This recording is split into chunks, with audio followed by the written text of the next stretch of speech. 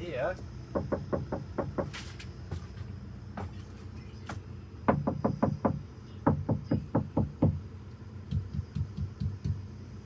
big difference. So this is your soundproofing. This absorbs excessive vibration in the panel. So when driving, and also noises hitting the panel, I don't know the science in it, but that's supposed to soundproof.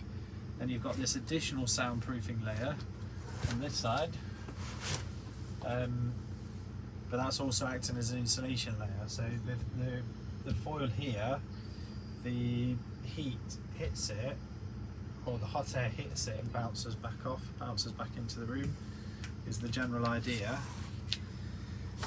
This is, imagine like your quilt. So if you had a quilt, this is your quilt layer. So if you were in the Arctic, or think about it if you were doing a marathon, at the end of the marathon they wrap you in silver foil, don't they?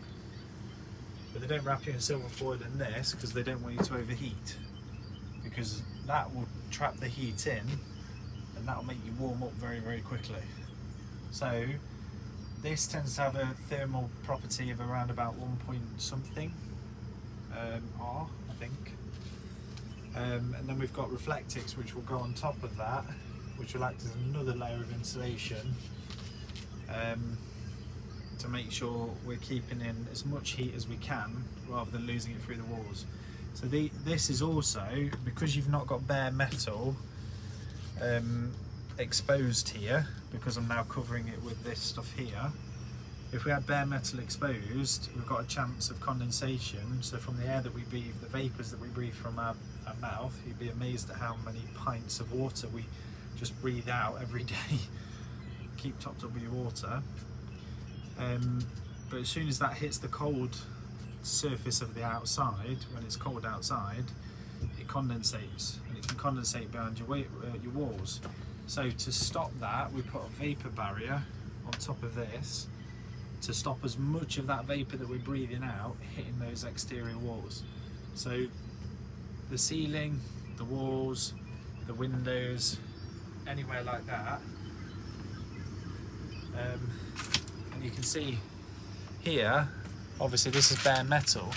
If I cover that in this material here, I've not got bare metal showing. So the more bare metal that I can get rid of, the less condensation that I've got. There's still going to be condensation, and I want to be able to create as much air space as possible for the condensation to evaporate, because last thing you want is it's sitting and pooling,